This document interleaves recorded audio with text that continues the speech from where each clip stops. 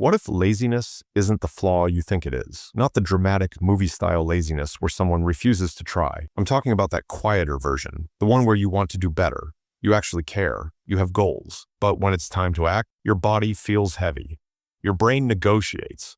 You open your phone just for a second, and suddenly the day is gone. Here's the twist nobody tells you. Some of the most effective people in the world aren't obsessed with effort. They're obsessed with efficiency. There's a well-known idea, often attributed to Bill Gates, that he'd rather hire a lazy person to do a hard job because they'll find the easiest way to get it done. Whether you take that literally or not, the principle is interesting. The person who dislikes unnecessary effort becomes allergic to complexity. They simplify. They automate. They remove friction. That's not weakness. That's strategy. So if you've been calling yourself lazy, maybe, just maybe, you've been mislabeling efficiency instincts as failure. Maybe your brain isn't wired for grinding. Maybe it's wired for optimization. And no one ever taught you how to build a system that works with that wiring instead of constantly fighting it. That's what this is about. Not becoming a different person. Not waking up at 4 a.m. to journal under candlelight while drinking green juice you secretly hate. Just building a daily rhythm that respects your energy and still moves your life forward. Because here's the truth most people don't hear. You're not lazy. You're overloaded. Think about the last time you tried to relax. You're lying on your bed, scrolling, maybe watching something, but your brain isn't resting. It's running in the background like a laptop with 100 tabs open. Some playing music, some frozen, some flashing red because you forgot to save something important. What about that message I never replied to? I still haven't finished that project. I said I'd start working out. I should be doing more. It's not silence. It's noise, polite noise, well-dressed chaos, and chaos is expensive. It steals energy before you ever spend it. Most people aren't burned out from doing too much. They're burned out from thinking about doing too much, from carrying around unfinished loops, tiny open files in the mind that never close. Imagine a small version of yourself, calm, simple, focused, standing in front of a giant pile of shoulds, everything you should have done this week, every expectation, every plan, every promise to yourself. The pile leans slightly forward, like it might collapse at any second. Of course you freeze.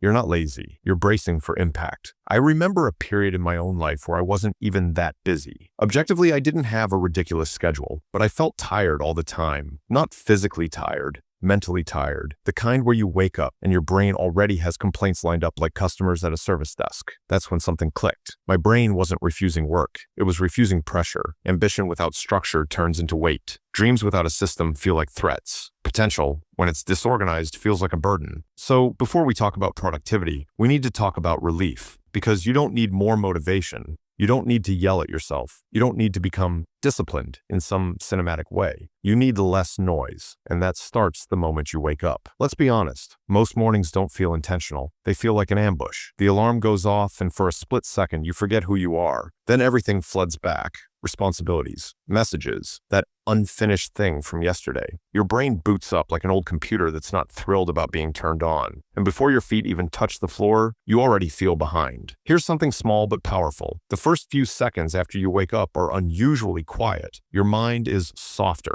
not fully loaded yet. That tiny window matters more than the 45-minute morning routine influencers swear by. So instead of trying to become a morning superhero, try this. Wake up. Take one slow breath and tell yourself quietly, today is a new file. That's it. No stretching routine, no cold shower challenge, just one breath, one sentence. It sounds almost too simple, maybe even a little silly. I thought so too, but here's what it does. It separates today from yesterday. It prevents emotional leftovers from leaking into your morning. Because most ruined days aren't ruined by tasks. They're ruined by yesterday's guilt. When you wake up thinking you're already behind, your brain shifts into defense mode. It doesn't want to try, because trying risks confirming the fear that you're not doing enough.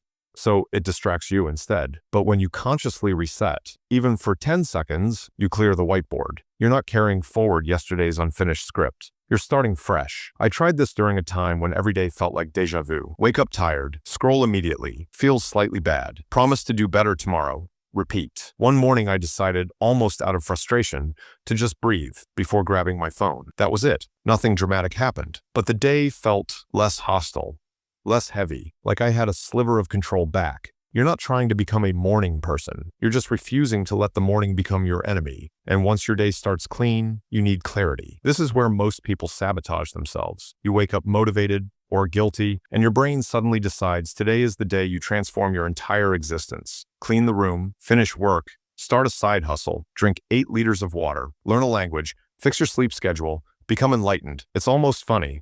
Almost. Then the overwhelm hits, and you do nothing, not because you're incapable, but because your brain sees a marathon and quietly says, nope. Here's the rule that changes everything. 1 meaningful task, not 10. 1. Choose a single task that, if completed, would make the day feel like a win. Not the easiest thing, not the most dramatic thing, the thing that genuinely moves your life forward, even by 1%. Once you pick it, everything else becomes optional. Extra credit, bonus level. Your brain loves clarity. It hates competing priorities. When 10 tasks fight for attention, you freeze. When one door stands in front of you, you walk through it. I used to write ambitious to-do lists that only a caffeinated superhero could finish. Every night, I'd look at the unfinished list and feel like I failed. So I'd try harder the next day. Bigger list, bigger failure. Classic loop. The day I switched to one task, something shifted. If I completed that one thing, the day counted, period. Ironically, once the pressure dropped, I started doing more. When you're not drowning in expectation, your brain relaxes. And when it relaxes, it moves. That's the secret nobody talks about. Productivity grows in low-pressure environments. And once you start that one task, momentum takes over. Motivation is overrated.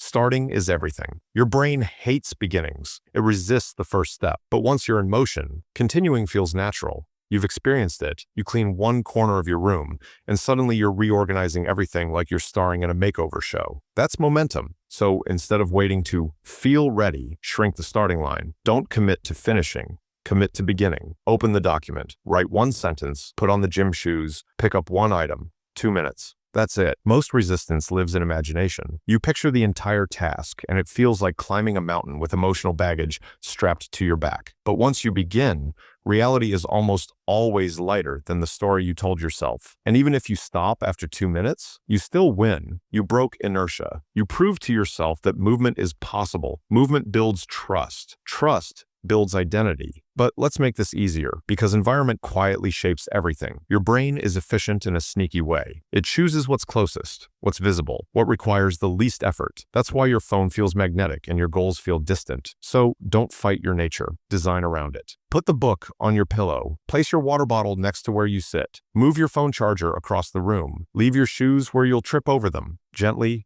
Hopefully, you're not forcing discipline, you're designing defaults. If one path is covered in smooth tiles and the other in sharp Lego pieces, you already know which one you'll choose. Make the productive path smoother. Make distractions slightly inconvenient. You don't need a perfectly aesthetic workspace, just subtle nudges, small adjustments that make the right action easier than the wrong one. Because when your environment supports you, consistency stops requiring willpower. And consistency, real consistency, is quiet. It's not dramatic. It's not loud. It's not someone screaming, "Wake up at 5 a.m. and grind." It's small actions repeated so often, they stop feeling like effort.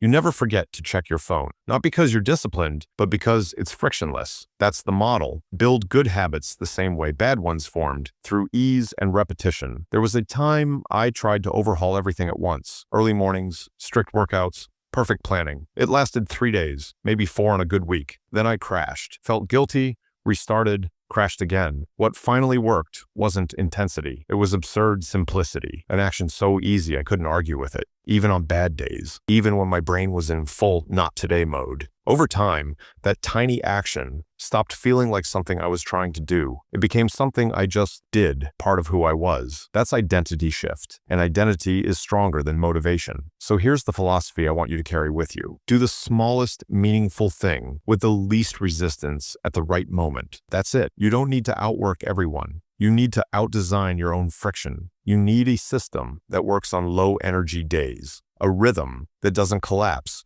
when motivation hides under the bed. Ambition isn't loud. It's not a speech. It's not dramatic music playing in the background. It's that quiet voice that says, "I want better than this," even on days you barely want to get up. And that voice, it's enough. You're not behind. You're not broken. You're not late. You were just trying to sprint through a maze that only required one calm step at a time. Take the step. Tomorrow doesn't need a new version of you. It just needs one meaningful move. And then another. Slowly, strategically, effortlessly, in your own way.